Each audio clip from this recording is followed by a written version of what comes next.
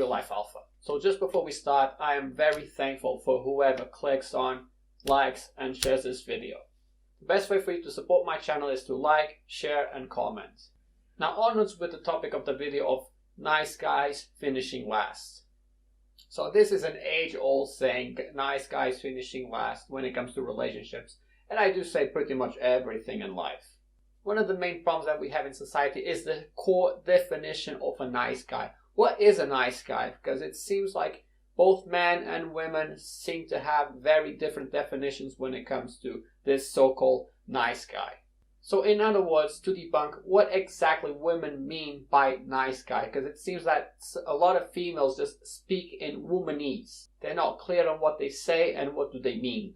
So firstly and mostly, what do men understand when they ask the question? So what is this nice guy and how can I be one? Obviously, we're going to ask society or the social narrative on what this is.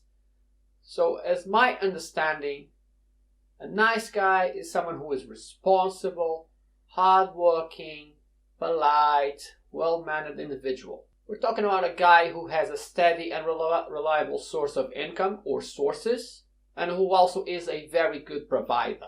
We're talking about a guy who treats women exceptionally well, with genuine kindness, even when the woman does not reciprocate. We're talking about a guy who accepts all the flaws, all the quirks, and all the baggage that a woman comes with. So this would be yet someone who believes that women cannot do anything wrong. Men who believe that women are goddesses, they're all special, and they're all unique. Partnering with this belief system is also the belief that a woman is a damsel in distress, and it is our job, everyone's job, to be a superhero and rescue her from the bad guy. This would be the type of nonsense that, the media, society, wants to feed off this garbage to men. Now, on a woman's definition, what do they truly mean with a nice guy?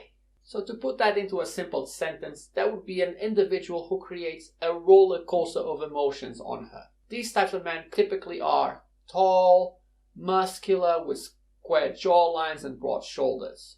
So a guy being handsome is a variable that has a lot of impact in this equation. This would be a man who keeps her in check by not allowing any toxic behavior, since he comes from a position of strength, which would be having a lot of options when it comes to women. This is also a man who has been validated by pre-selection, and by pre-selection is a man that is desired by other women. So to put things into a very simple way to understand, it would be a guy that is desired by other women.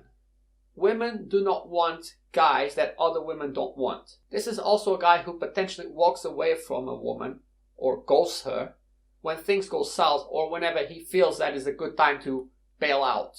And by society and many of us and vast majority of people, this could be perceived as a jerk or a bad boy, when in reality this is just a book-lettered version of an alpha male or a fake alpha. Guys, remember that a jerk or a bad boy is the next thing to an alpha male. They're often enough confused. Now, with the definition of what an actual nice guy is and the nonsense that we are fed by the social narrative, here's to support my thesis on why do nice guys, they finish last. This basically is all resumed by a woman's mating strategy. So when she's at her peak, so that would be her late teens and early 20s, she gets her pick of the litter. So that means that at that age bracket, she can choose to date whoever she can. Options for her are virtually endless, and she's overwhelmed by the vast amount of choices that she has. This is also a period when she exercises her hypergamy to its full extent. She will not give the time of day to average-looking guys with average jobs when she can attract a successful entrepreneur or a musician or a bodybuilder or a high-end actor who has a lot of value in her eyes. And obviously she does not want to settle down due to the FOMO or the fear of missing out on encountering a better male in her path. And I'm going to give an example, a little bit of a story. Let's say that we have, Stacy. Yeah, we have this character named Stacy, and she's dating Dave.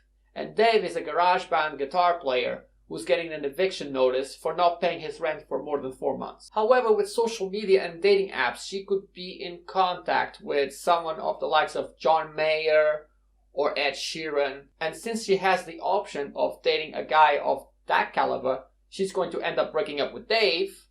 And by breaking up, she's upgrading. Now for the reality check after her 30s. So this is typically an age where women hit the wall hard and heavy. Her approach to dating changes dramatically. Now she wants the providing beta male. Her options are much more limited by then. And this happens because high-value males do not want to pursue women who are older and who are not part of the younger demographic anymore. And once again, hence why you have so many articles of women, of these older women, crying and moaning on the internet, spitting up the poison of where all the good guys went. And the response for those women, a very simple response would be, they haven't disappeared and they haven't gone anywhere. They just don't want to date you anymore. And to them, right now, you are invisible. Now, I don't want to spread any hate. And guys, realize that for these women, even women on their 30s and even sometimes 40s, it is still very possible for these women to attract a man. However, that man will not be someone that she's genuinely attracted to, and she will cheat on his back at every given opportunity. Now, the guy that she gets in her 30s, that would be the guy that society describes as the nice guy, and hence why the confusion on all of these concepts on what is a nice guy, because in her 20s, her approach is much different from her 30s. So right now, at that age bracket, she would date or marry or have a long-term relationship with a guy that is perceived as a nice guy by society standards. And this is also the type of guy that society demands men to become. And our job would be to save these women from their really poor life decisions when they were younger.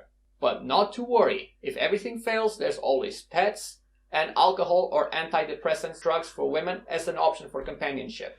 Now guys, you need to realize that once you engage with these women, with these mature women, you are literally getting chat sloppy seconds, and also acknowledging that you are able to accept a lot of baggage from these women. We're talking about women with double to triple digit body counts, with kids from other relationships, debt, mental issues, on and off. So I would deem it is not worth it. I mean, it's not even worth to have a one-night stand with them. And following with that, you're not getting a woman's best years.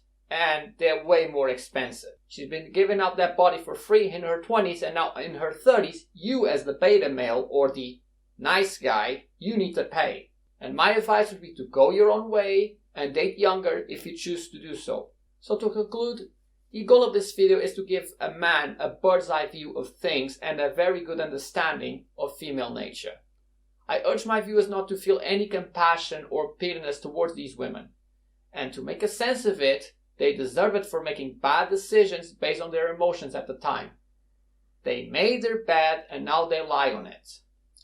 Hopefully with this video, I have killed off any remaining traces of this nice guy syndrome that you still might have. Guys, this is Real Life Alpha signing out. Thank you so much for watching and carry on supporting me. Thank you. Cheers.